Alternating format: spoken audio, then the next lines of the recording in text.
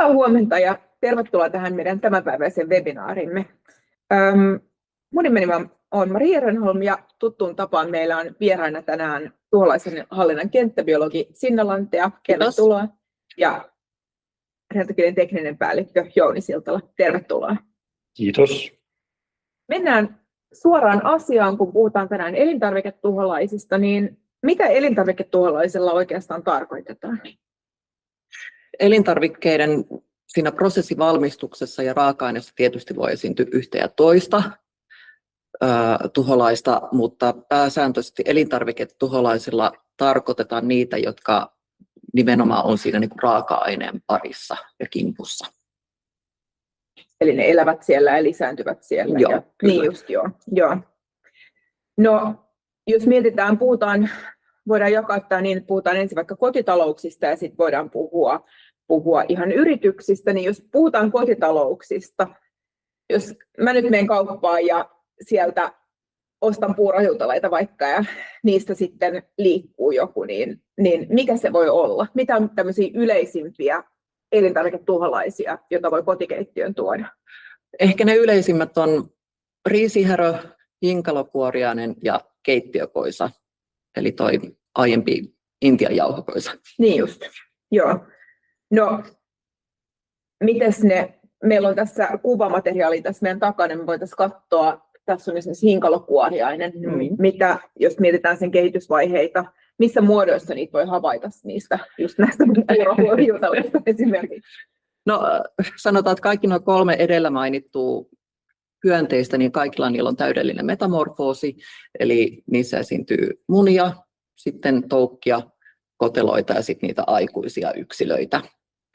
Niin todennäköisemmin, jos sen väärän puuropakkauksen tuo kotiin, niin siellä todennäköisemmin sitten silmin nähden havaitsee joko niitä toukkavaiheita tai sitten aikuisia yksilöitä. Aivan, joo.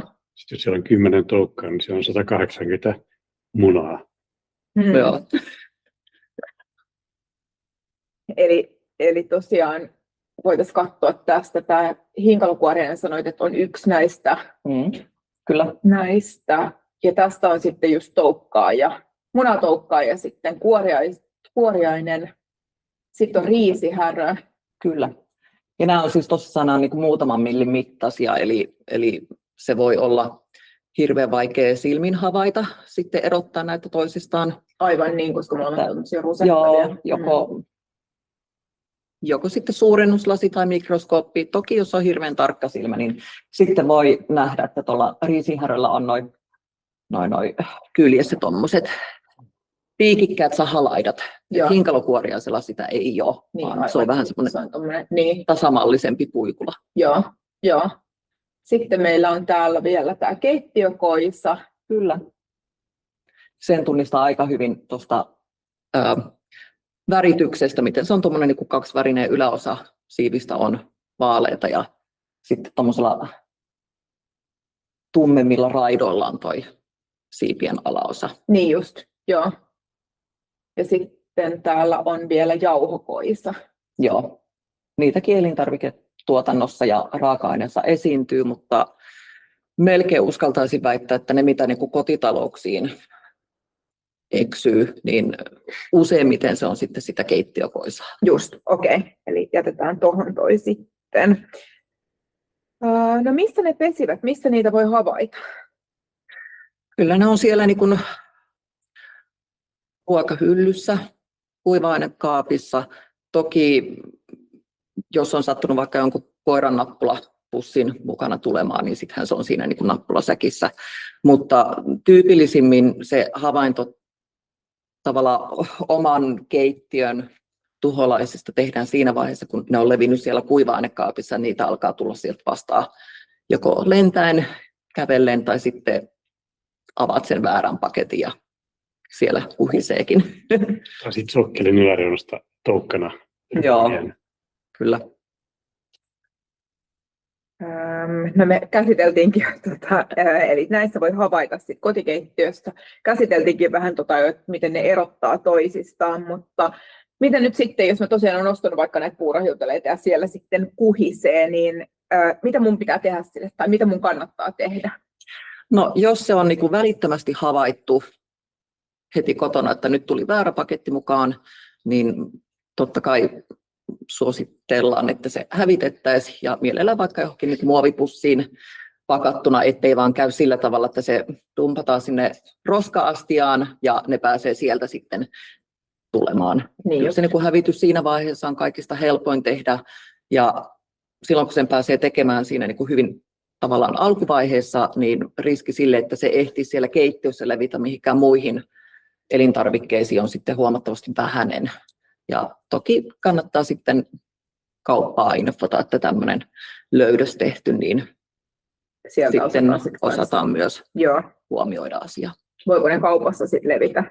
Totta kai ne voi levitä. Ja ne voi levitä ihan yhtä lailla niin kuin tuotantovaiheessa, logistisessa vaiheessa, varastointivaiheessa ja sitten kauppavaiheessa ja sitten lopulta siellä kuluttajan omassa keittiössä. Niin just. Joo. No miten mä sitten pystyn ehkäisemään kuluttajana, että niitä ei, tai että ne eivät leviä? Mitä mun kannattaa tehdä, niin kun, mikä on se varmin vaihtoehto? No, semmoinen hyvä yleisohje on se, että kuiva-aineita säilyttäisiin jollakin tavalla niin kuin ilmatiivissä pakkauksissa. Olisi sitten ihan jotain pakastepussia tai muovilaatikoita tai jotain muuta vastaavaa, mutta sillä ehkäistään se, että jos joukossa on yksi saastunut pakkaus, niin se ei sitten leviä sinne niin kuin kaluston rakenteisiin eikä myöskään niin kuin muihin elintarvikkeisiin, jolloin sitten voidaan niin kuin hävittää vaan se itse kontaminoitunut tuote. Mutta eipä siinä oikeastaan muuta, että se tavallaan mahdollisimman varhainen havainnointi sitten auttaa siinä niin kuin torjunnassa. Joo, niin just. Ja sitten tiedottaminen kanssa. Joo. Joo. No, kuinka yleistä se on Suomessa, että elintarvikkeiden mukana tulee sitten elintarviketuholaisia? No, mä voisin veikata, että jokainen tuo ainakin kerran elämässään jonkun väärän pakkauksen kotiin kaupasta, mutta tietysti suhteutettuna siihen määrään, mitä me kukin kaupasta kannetaan elinikämme aikana, niin onhan se niin kuin häviävän pieni prosentti, vaikka sitä tapahtuukin kaiken aikaa. Joo. Mutta en lähtisi niin kuin yöunia kuitenkaan sillä menettämään. Niin just. No, mutta kumminkin puhuttiin siitä, että kun ne saattavat levitä esimerkiksi kaupassa tai sitten kotikeittiössä, niin mikä on semmoinen pahin tilanne? Miten pahaksi se tilanne voi mennä niin kuin sitten? No mä sanoisin, että pahan tilanne siinä vaiheessa, kun se on levittäytynyt siinä kotikeittiössä ja kaikki niin kuin muihinkin kuiva-aineisiin, jolloin sitä niin kuin hävitettävää elintarviketta on enemmän ja sitten, että se on päässyt pesimään sinne niin kuin keittiökalusteiden rakenteisiin. Joissakin tapauksissa myös sitten, jos puhutaan taloyhtiöstä, niin sitten jo naapureihin. Mutta kyllä mä sanoisin, että nuo niin kuin elintarviketuholaiset pääsääntöisesti, niin ei ne ihan äkkiä kuitenkaan sinne naapuriin hyppää. Joo. Eli siinä mielessä niin kuin kotitalouksissa se pahimmillaankin on kuitenkin niin kuin ihan suhteellisen siedettävä kokonaisuus, että se on kuitenkin torjuttavissa. Niin aivan. Joo. Sitten. Joo. Ja miten sitten niitä torjutaan ammattilaisen? Ammattilaiset, no tietysti siinä on se niin kuin lajitunnistus ensimmäisenä, että tiedetään tarkasti sitten, että mitä torjutaan. Miten niitä sitten käytetään, miten sitten, eli nuo kuoriaiset ne pystyy niin kuin mikroskoopilla Joo, kyllä. Eli, mutta entä jos niitä on toukkavaiheessa siellä? No sanotaan, että toukissa tietysti se on paljon helpompi aikuisista vaiheista tunnistaa, koska toukat on monelta osin niin kuin muistuttavat toinen toisiaan, mutta toki niissä on niin kuin huomattavasti koko ero, että koisatoukka versus sitten joku tuommoinen riisihärö tai hinkalokuoreisen toukka, niin onhan niissä, niin kuin, ne pystyy kyllä herkästi toisistaan erottamaan. Keittiökoisen toukka onko se suurempi sitten vai? On, joo. Joo. Ja kuoriaisen toukan erottaa sillä, että sillä on 3 selkeää jalkaparia, kun taas perusen toukilla vaan sellaisia pieniä. Joo, kyllä. Ja sitten noin niin kuin koisaperhosten toukat, niin ne kutoo semmoista seittiä sinne, mihin ne sitten koteloituu, niin Niin aivan joo. Eli jos mä avaan mun puurohiutalet, jälleen puurohiutalet, ja sieltä löytyy seittiä, niin silloin mä tiedän, että se on jonkun tyyppinen perhonen. Eli nämä kuoriaiset sitten ei taas semmoista tee. Toisaalta mua ehkä kuluttajana sitten taas kiinnostaa, että mikä se onkaan. Nopeasti haluan pois. Sanotaan, että kun tehdään niin kuin havainto, niin tietysti ensimmäisenä niin kun siitä kuvataan näyte ja kysytään, niin kun haetaan ammattilaiselta varmistus siitä lajista. Ja sen jälkeen kartoitetaan, että kuinka laajasti se on levinnyt, onko se yksi yksittäinen pakkaus, jolloin ei välttämättä tarvita mitään muuta kuin sen niin kuin yhden pakkauksen hävitys, mikäli se ei ole ehtinyt sitten rakenteisiin tai muualle. Mutta jos se on jo sitten niissä keittiökalusteissa, rakenteissa ja muissa elintarvikkeissa, niin sitten tavallaan niiden huolellinen tarkastus, ilmatiivisti pakkaaminen ja torjuntakäsittely kahdesti ja sitten indikointi. Ja se torjuntakäsittely kahdesti suoritetaan sen takia, että tavallaan ensimmäisellä käsittelyllä poistetaan ne tämänhetkiset aikuiset, ja koska nuo niin munat ja kotelot on sitten, nehän ei niin liikukaan, on aika hyvin kestää noita biosiideja, niin saadaan sitten se seuraava biosiidikerros pinnulle vaikuttamaan siinä vaiheessa, kun sieltä on tulossa se seuraava sukupolvi. Niin just. Joo. Onko sitten mitään semmoista niin kuin kemikaalitonta? On, joo. Eli tietysti jos kuluttaja haluaa itse varmistaa vaikka, että jossain pakkauksessa ei jotain olisi tai haluaa kuitenkin hyödyntää sen pakkauksen, vaikka siellä muutama havainto on, niin pakastaminen ja sitten tietysti kuumennus, kaikki tämmöiset niin äärilämpötiloihin perustuvat toiminnot toimii myös. Ja. Toki ehkä kotitalouksissa ihan pelkästään se pakastaminen on niin kuin kaikista helpoin tavallaan sille niin kuin tuotteille kohdistuva toimenpide. Ja sitten tietysti voi olla niin kuin höyrylaitteella käsitellä niitä niin kuin kalusteita, että jos halutaan ilman biosiideja. Mutta ei kannata lähteä saunaan. Niin, en mä ehkä niitä niin kuin koiranappulapusseja ja muita mausteita ja puurohiutaleita saunaan veisi. Tuoksahtaa jo, eli pakkanen. Joo, se on hyvä. Masiivat voi viedä saunaan sitten. Joo, kyllä sitä on joskus tullut kuumennettua possunkorvia. Ja mun pitää leikata pois, tämä on ihan kauhean maina typerä oikein. Masiivat hirveän määrä popcornia. No, entä sitten elintarviketeollisuudessa, Jouni? Mitkä on yleiset elintarviketuollaiset elintarviketeollisuudessa? Onko samoja vai? Osittain samoja jo, että sanotaan, että keittiökoisa riippuu, että jos leivotaan tai tehdään sellaista tuotetta, missä on enemmän tämmöistä parheita, eli siemenpohjasta ja rusinoita tai jotain muuta tämmöisiä, missä myös keittiökoisa viihtyy sen pelkän jauhon sijaan, mutta jauhokoisa, joka oli se kokonaan harmaa yksilö suunnilleen, niin tämä joo. Niin tämä on se yleisempi silloin, kun puhutaan esimerkiksi tämmöistä jauhopohjaisista elintarviketeollisuudesta, missä tehdään tämmöisiä tuotteita. Ja se, kun se pyrkii lisääntymään alueella, niin se pystyy sitten näillä seiteillä ja lisääntymispaikoilla tukkimaan ihan tämmöisten kuljettimien rakenteita ja sisuksia ja putkien sisuksia. Ja parhaimmillaan, jos ei sitä pääse seuraamaan sitä tilanteen kehittymistä ja monitoroimaan, niin se voi olla siellä erilaisten laitteiden koteloissa lisääntyä hyvinkin runsaasti. Mutta nykyään sitä monet teollisuudessakin ovat hyvin tietoisia ja pidetään tämmöisiä säännöllisiä asioiden läpikäymisiä näiden tuholaisten osalta. Tietoisuus pysyy yllä. Niin just, joo. Sitten toinen tietenkin yleinen on hinkalokuoriainen, joka oli yksi myös näissä kotitalouksissa oleva. Otetaan se vielä täältä, se oli tämä ensimmäinen. Hinkalokuoriainen ja sitten sen lähiserkku vakkakuoriainen, mutta pääosin sitä hinkalokuoriasta justiin. Ja se monesti näkyy, että jos on esimerkiksi jauhopintoja, niin sinne muodostuu tämmöistä steittiä sinne. Niin kuin halkeaman näköisiä. Aivan. Eli ei seittiä kumminkaan. Ei seittiä, vaan silleen niin kuin Settimäisesti niin muodostuvaa jälkiä, semmoista joo. Niin, aivan joo. kulkuverkostoa. Joo, Vähän just, kuin joo. olisi ollut joku tärinä siellä maan ja Joo. tulee sellaisia halkeavan näköisiä Niin just. opinnoille. Joo. Sitten kun lähtee katsomaan, että mihin se menee se jälki, niin siellä on hinkalokuoriainen puoliksi jauhonpeitossa ja yrittää mennä eteenpäin. No mistä kaikista, sä sanoitkin, mainitsitkin jo niin kuin laitteiden koteloinnit ja tämmöiset, mutta mistä kaikista paikoista niitä voi löytyä sitten?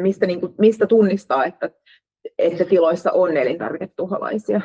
Joo, helpoin tunnistustapa on tuotantolinjoilta, niin siellä näkee kanssa, että tätä seittiä rupeaa kertymään sinne rinnastoon.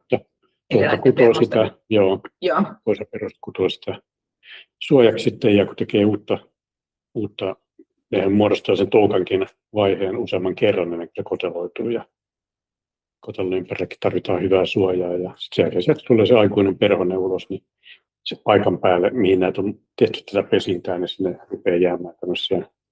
Pahimmillaan voi olla hyvinkin isoja möykkyjä näistä, mitkä muodostuu seiteistä. Mutta se seitit on sellainen hyvä indikaattori siinä. Joo. Ja sitten tietenkin, kun puhutaan tuholaishallinnasta, niin sittenhän meillä on erilaiset feromonipyydykset ja indikaattorit ja hyönteisoloansat ja ryönvien hyönteisten indikaattorit ja erilaisia koteloita erilaisilla houkuttimilla, joilla saadaan nyt sitten esiin niistä piilopaikoista ja tiedetään, että okei, täällä on näitä, vaatii toimenpiteitä. Aivan, eli se on semmoista ennaltaehkäisevää. Kyllä, ja sillä voidaan ehkäistä paljon kemikaalien käytön tarvetta. Eli monesti pystytään puhdistustoimenpiteellä estämään se leviäminen silloin, kun siinä on aikainen havaitseminen. Joo. No, mistä tämmöisiä elintarviketuholaisia sitten alun perin tulee niin noihin elintarvikkeisiin? Onko ero, että jos tulee esimerkiksi niin kuin ulkomailta noita vai? Sekä että ulkomailta ja kotimaasta tietenkin tuotantoketjussa, että kulkeutuu. Nämähän on joskus tullut tietenkin ensimmäiset koisat Suomeen, mutta vuosiluvusta ei varmaan ole nyt enää niin merkitystäkään, että on täällä pyörii oma kanta myöskin. Ja sitten tietenkin meille tulee osa tuontiraaka-aineita, jotka jalostetaan sitten tuotteiksi, jossa voi edelleen olla mukana hyönteisiä ja tietyn verran hyönteisiä saa tulla myös rajojen yli. Se on aika pitkä se prosessi tavallaan sieltä pelloilta sinne kuluttajan pöytään saakka, niin siinä on hyvin monta eri tuotannollista ja varastoinnillista niin kuin välivaihetta, missä sitten kontaminaatio on aina mahdollista. Joo, sitten jos esimerkiksi raaka-ainevarastossa on joku tämmöinen tuotesakki tai joku muu tämmöinen pakkaus, jossa on hinkalokuoriaisia härjyjä tai koisaperusia sisällä, niin ne pääsee sitten sieltä mahdollisesti tämmöisten sidossolmukkeiden välistä liikkumaan joku muu raaka-aineeseen, mikä on siellä lähellä. Sitten kun näitä raaka-ainesäkkejä tai tuotteita tai muita yhdistellään ja käytetään tämmöisissä linjastoissa, niin siellä ne pääsee leviämään sitten taas laajemmin muihin tuotteisiin, että näinhän nämä alun perin on aina levinnyt näihin laitoksiinkin. Että. Niin just. No miten sitten, jos asiakas havaitsee, rentokylän asiakas havaitsee, että no nyt on huomattu vaikka tuotantolinjalla tai jossain tämmöisiä tuholaisia, niin miten rentokyl sitten torjuu näitä? Rentokyl pystyy torjumaan pääosin. Pyritäänkin nykyään toimimaan niin kuin myrkyttäviin menetelmiin ensin, eli voidaan ehdottaa tämmöistä kuumennuskäsittelyä, ennustuskäsittelyä, johon meillä löytyy niin kuin erilaisia vaihtoehtoja ja laitteistoja, joilla voidaan nostaa se lämpötila semmoiseksi tietyksi ajaksi, että se hyönteisen kaikki elinvaiheet tuhoutuu siinä ja silloin sinne ei jää mitään kemikaalijäämiä sinne paikan päälle. Ja silloin myös tämä munavaihe ja kotelovaihe, josta sinä mainitsit, jotka on kestävämpiä kemikaaleille taas, niin tulee kerralla hoidettua pois sitten. Ja näitä voidaan rajata näitä alueita eri lailla tuotantolinjoilla tai varastoissa tai paaleittain, jos näitä lämpökäsittelyjä tehdään. Sitten voidaan tietenkin tarvittaessa käyttää myös kemikaaleja, joka on sitten toinen vaihtoehto siihen, että pitkävaikutteisella aineella käsitellä sellaisia pintoja, jotka ei joudu suoraan elintarvikkeen kanssa, tuotteen kanssa tekemisiin. Ja sitten taas tämmöisellä pyretriinisumulla voidaan käsitellä laajemmin tämmöisiä paikkoja, johon on mahdollisesti ilmaan päässyt leviämään tämmöisiä aikuisia erosyksilöitä, niin saadaan ne pois sieltä lisääntymästä. Niin just. Eli aika laajat keinot kumminkin. Laajat keinot. Joo. Ja kaikkein tärkeintä on sitten se monitorointi siinä välillä, eli meillä on olemassa erilaisia feromonipyydyksiä. Feromonia houkutellaan sitä toista sukupuolta tämmöiseen liima-ansaan tai pyydykseen, ja sillä voidaan sitten havainnoida, että minkälaista kantaa milläkin alueella on, jos niitä lähtee leviämään. Niin. Sen avulla voidaan auttaa löytää esimerkiksi pesäkkeitä, josta voidaan löytyä se juurisyy, minkä takia se lisääntyy tiedotuspaikoissa koko ajan. Sitten on olemassa tämmöisiä Dismate-feromoneja, puhutaan, että 0,2 milligrammaa on tämmöisessä pyydyksessä, jolla mitataan tätä pitoisuutta, esimerkiksi koisan pitoisuutta. Tämmöisessä Dismateissa on 100 milligrammaa, eli 500 kertaa määrä tätä feromonia, niin niitä on tietyn välein siellä ja leviää se feromoni sinne alueelle niin voimakkaasti, että nämä ei löydä sitä toista sukupuolta oikeasti. Ne Niin, vaan aistii, että joka paikassa on sitä feromonia ja silloin se estää sitä lisääntymistä, mikäli siellä koteloiden sisällä nämä ei vielä kohtaa toisiansa heti sen kotelosta kuoriutumisen jälkeen. Että Niin. Yhdistettynä tehokkaan siivouksen kanssa. Joo. Ja näin yhdistettynä sen kanssa tämmöinen monitorointi on erittäin tehokasta. No, mutta miten voidaan sitten, kun on kaikki näitä toimenpiteitä, niin miten voidaan sitten varmistaa, ettei tämä tuholaistorjunta itsessään kontaminoisi sitten? Joo, tätä vartenhan meilläkin on hankittu tämmöinen ISO 22000, joka on sertifioitu järjestelmä, jonka ytimessä on tämä HASP, joka auttaa sen, että me emme ole vain auttamassa asiakkaita siinä heidän HASPin toteutumisessa, eli että sinne tulee kontaminaatioriskiä tai vierasesine-riskiä jostain ulkopuolelta käveleviä vierasesineitä esimerkiksi. Ja sitten tällä oman HASPin noudattamisella me estetään, että me emme aiheuta sinne tämmöistä riskiä meidän laitteella tai meidän väärillä pukeutumisella, tai että me tuomme sinne tiloihin jotain, tai asetamme sen vääriin paikkoihin, tai emme kiinnitä niitä, tai merkkaa asiantuntevasti, joka yhdistetään taas siihen meidän raportointiohjelmaan, niin kaikki nämä toimii saamattomasti yhdessä sitten asiakkaan kanssa. Eli siinä on niin kuin tarkat stepit, joita noudatetaan aina. Joo, kyllä. Niin just. Ja me tehdään näitä sisäisiä auditointeja, joilla me koko ajan pyritään parantamaan sitä omaa tuoteturvallisuustoimintaamme myös. Joo, niin just. No, miten sitten, sanotaan nyt ihan konkreettinen esimerkki, että jos joku vaikka pieni leipomo tulee rentokilin asiakkaaksi, niin miten tämä sitten konkreettisesti lähtee etenemään tämä asiakaspolku, että miten ottaa rentokilin yhteyttä ja sitten... Kyllä. Meiltä tarkastaja menee paikalle ja pyrkii siinä heti tekemään tämmöistä tuholaisriskin arviointia, jolloin siihen otetaan huomioon lisäpuolella tehtävät käytännöt, että voiko niillä jollain olla merkitystä tuholaisten lisääntymiseen, eli missä on riskejä, joita pitää sitten pystyä monitoroimaan niitä alueita. Sitten katsotaan rakenteelliset jutut, katsotaan jätteen käsittelyt, eli mistä pääsee sisälle menemään näitä, tai mikä asia auttaa niitä lisääntymään. Sitten katsotaan ympäristöä, voiko ympäristössä olevat asiat, jotka vaikuttavat siihen, että pääseekö tuholaisia alueelle tulemaan, tai pystyykö ne lisääntymään välittömässä läheisyydessä. Ja tämän riskiarvioinnin perusteella tehdään sitten suunnitelma, jota lähdetään yhdessä asiakkaan kanssa toteuttamaan. Niin just. Ja sitten yrittäjä voi olla varma, tai miten yrittäjä voi olla varma, ettei häneltä sitten löydy niitä? Niin, tämä kaikki perustuu semmoiseen hyvään yhteistyöhön. Ja kun havaitaan jotain, missä pitää joku asia tehdä vähän paremmin, niin silloin tästä yhdessä sovitaan. Niin just, joo. Mulla on tässä mun slaidilla vielä, tässä on hinkalakuoria ja riisihärä, nämä oli niitä kotikeittiöissä, ja sitten oli tämä keittiökoisa, ja sitten jauhokoisa oli enemmän näissä. Joo, niin. Ja sitten mulla oli vielä huonekäärme tässä.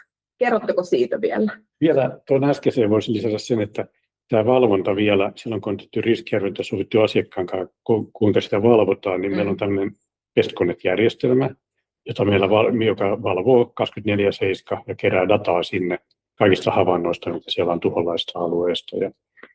Ja silloin tällä tiedolla pystytään rakentamaan aina sitä jatkoa eteenpäin. Ja niin just. Sen kanssa omat raja-arvot voidaan määritellä, milloin tehdään jotain korjaavia toimenpiteitä välittömästi sitten. Joo. Kärpänen taitaa olla vähän niin kuin keittiöiden semmoinen sivutuote, niin sanotusti, että tavallaan kaikki paikat, missä on jotain niin kuin orgaanista materiaa, pääsee kertymään, että kärpänen ehkä eniten tulee vasta siis ravintoloissa ja niin kuin suurtalouskeittiöissä ja muissa, ja hyvin pitkältikin liittyy sitten lattiakaivojen ja linjastojen puhtauteen ja tämmöiseen, että on, sanotaan pelkästään semmoinen niin kuin lattiakaivo, niin sehän sisältää kaiken tarvittavan kärpäsen koko sitä elinkaarta ajatellen. Että ne ei tuossa kovinkaan kummastakaan määrää tarvitse sitä proteiinia tai muuta, että siellä vaan niin kuin yhdistyy se kosteus ja sitten orgaaninen massa ja muu, niin yksi tavallaan pesukerrasta unohtunut lattiakaivo saattaa aikaan saada sitten melkoisen kärpäsparven alueelle. Luokitellaan kärpäneistä kumminkin, koska kyllä nekin voivat lisääntyä elintarvikkeissa, eli nekin ovat sitten ihan niin kuin elintarviketuholaisia. Joo. Kyllä. Joo. Että ne voi munia sinne joukkoon, jossa rupeaa tulemaan sitä toukkia. Joo. Ja sitten tietysti kesäaikaa, niin haasteena on myös se, että niin kuin luonnossa on paljon kärpäsiä näin niin kuin muutenkin. Niin, aivan. Niin se, että vaikka keittiössä itsessään olisi kaikki verkot tuuletusikkunoissa ja muuten, niin eipä sitten estä sitä, että jos on joku tämmöinen lounospaikka, niin siellä saattaa olla pääovet auki kadulle ja sitten tavallaan sitä kautta tulla kärpäsiä tilaa. Niin sitten tarvitaan näitä kerääviä välineistöjä, jotka kerää, ettei ne pääsisi lisääntymään sellaisessa. Niin aivan, kärpäsansoja ja tämmöisiä. Joo. Se tavallaan kärpästen torjunta, niin se tavallaan se juurisyyn poisto, eli poistetaan ne kaikki niin kuin mahdolliset pesäkepaikat ja muut, mutta samaan aikaan niin yleensä hyödynnetään sitten noita hyönteisvaloansoja ja muuta, jotka napsii sitten ilmatilasta niin muualta sinne lentäneitä yksilöitä. Joo. Sitten on sellaisia nesteellä houkuttavia laitteita, joita voidaan laittaa myös ulkopuolelle silloin, jos tiedetään, että jätteen käsittely tai joku muu siellä alueella aiheuttaa, että kärpäsiä tulee paljon seinärakenteille ja on aivan. Päästä sisälle. Joo. Eli kattavaa ja ennaltaehkäisevää ja myös torjuntaa. Joo, hyvä. Mekin puhutaan usein tämmöistä ERHM-prinsiipeistä, eli estetään, rajoitetaan, hävitetään ja monitoroidaan. Ja tämä hävittäminen on vain siellä välissä, jota tehdään tarvittaessa. Kaikki muu tämä on se varsinainen juttu. Niin just, joo. Se on sitä integroitua tuholaishallintaa, niin kuin kyllä sanot. Joo, hyvä, kiitos. Hei, sitten meillä on tullut pari kysymystä vielä meidän kuuntelijoilta tai asiakkailta. Käydään ne vielä läpi, eks vaan? Joo. Eli ensimmäinen kysymys on, miten helposti kautta nopeasti elintarviketuholaiset leviävät ravintoloiden välillä esimerkiksi kauppakeskuksissa? Kyllähän sitä tapahtuu jonkin verran. Toki siinä on aika paljon sitten rakenteilla on iso merkitys, eli onko ne kokonaan erillisiä tiloja vai onko siellä jotain semmoisia väliseiniä ja sitten kattojen yläosat on yhtä avointa tilaa, tai että joissakin tapauksissa vierekkäisillä ravintoloilla on kuitenkin yhdistettyjä varastotiloja, siellä ne pääsee herkästi leviämään ja sitten sanotaan, että se logistinen kulku yleensä näillä on kuitenkin yhteinen. Joo. Eli on mahdollista. Joo. Tällaisessa tilanteessa on kokemuksia just, että saattaa olla, että lemmikeille myydään viereisessä tilassa jotain ja vieressä on ruokapaikka ja jompikumpi on aiheuttanut toiselle. Just tämmöisten matalempien väliseinien kautta, että se pääsee ylhäältä lentämään, niin silloin pitää auttaa molempia. Se ei auta, että on vain se, joka sen ilmoittaa. Niin aivan. Mitä tämmöisissä tapauksissa sitten? Etsitään ne lisääntymispaikat tietenkin ensimmäisenä. Ja, kyllä. Eli vähän niin kuin juurisyy-asiaa. Niin pyritään katkaisemaan se kulku näiden tilojen välillä, jos on mahdollista jotenkin toteuttaa. Ainahan se ei tietenkään ole, mutta sitten se torjunta ja mahdolliset hävitystoimenpiteet ja ennaltaehkäisevät toimenpiteet pitää vaan niin kuin jakaa kumpaankin puoleen. Niin just, joo. No sitten toinen kysymys, mikä elintarviketuholainen työllistää teitä eniten? Onko jonkun tietyn tuholaisen esiintymisen suhteen havaittu merkittävää nousua viime aikoina teidän kohteissanne? Tämä on vähän sellaista aaltomaista, että ei ole semmoista elintarviketuholaisia, ei ole mitään sellaista selvää isompaa merkkiä. Että aika lailla on ollut samoja tyyppejä. Sanotaan, että jos on pitkä lämmin kausi, niin sehän nopeuttaa esimerkiksi koisaperusten lisääntymistä muun muassa, jolloin silloin se viimeiset koisaperusten määrät, jos ei sitä saa niin kuin stabiiliksi hyvinkin pian, niin ne alkaa olla siellä loppusyksystä sen parin kuukauden kehityksen ajan niin kuin jälkeen aika isoja ne kannat sitten, mutta yleensähän niihin tartutaan jo paljon aikaisemmin. Mutta se teoriassa olisi mahdollista, että niiden Niin määrä just. nousi suurimmaksi sitten. Joo. Koska ne lentää, niin ne tulee myös näkyville. Mutta näissä on siis myös tämmöistä sesonkivaihtelua sitten. Kyllä, ja kärpäsessä periaatteessa on kanssa riippuen ulkopuolen kosteudesta ja lämpötiloista. Esimerkiksi mahlakärpäset, jotka nyt ei ollut tässä, se on se pienempi kanta, mihin kuuluu erilaisia hedelmäkärpäsiä ja etikkakärpäsiä ja tämmöisiä, niin niiden kantaa, jos on kosteita ja kohtuullisen lämmintä ulkona, niin niitä pyrkii tulemaan lastausovien ikkunoiden kautta sisään. Niin just, joo. Mutta sitten taas nämä hinkalakuoriaiset riisihärät, niin onko niissä ei sitten taas ole sesonkin? Eipä oikeastaan. Okay. Stabiilisti ja sitten perhoset vaihtelee. Joo. No 3. kysymys. Mikä on paras torjuntakeino sokeritoukille, joka käsittääkseni ei ole elintarviketuholainen, mutta mikä on paras torjuntakeino sokeritoukille, joita vanhassa kiinteistössä tulee viemäreistä sosiaalitiloihin ja jopa keittiöihin asti? Niitä voi tietysti siis geelitorjunnalla ja ruuskuttamalla torjua. Sitten tietysti eri asia, että onko se niin sokeri vai paperitoukkaa. Paperitoukka on melkein nyt yleisempi kuin sokeritoukka, mutta kyllä jompaa kumpaa lajia tai kumpaakin esiintyy melkeinpä joka ikisessä kiinteistössä. Yleensä se määrä on vaan sen verran niin kuin alhainen, että ihmiset eivät välttämättä ole niistä mitään havaintoja tehneet. Joo, niin just. Sokeritoukan yksi neuvo on se, että jos siellä on suhteellinen kosteus ilmassa on hyvinkin suuri, niin onko mahdollisuus lisätä ilmankiertoa ja mahdollisuus vähentää sitä kosteutta, että se vaikuttaa siellä sisätilassa sen lisääntymiseen ainakin. Niin just. Paperitoukka ei välitä siitä. Joo, se ei oikein niin välitä. Sitten tietysti riippuen, että minkä tyyppinen tila on kyseessä, että riittääkö, että siellä napsii sitten vaikka liimapyydyksillä näitä yksittäisiä pois, vai onko se enemmänkin tämmöinen niin kuin esteettinen haitta, vai onko sitten kyseessä joku tämmöinen elintarvikelääketeollinen tila, missä pitää saada kaikki, aivan, niin just. Kaikki yksilöt pois sieltä. Joo, niin just. Okei, hyvä. Eli tapauskohtaisesti vähän ja sitten lajitunnistus ensin. Kyllä. Itse asiassa meillä onkin tulossa tänä vuonna vielä webinaari just näistä sokeritoukista ja paperitoukista ja näistä, niin pysykääpäs kuulolla.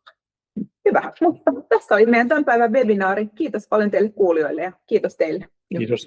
Kiitos. Hei hei. Hei.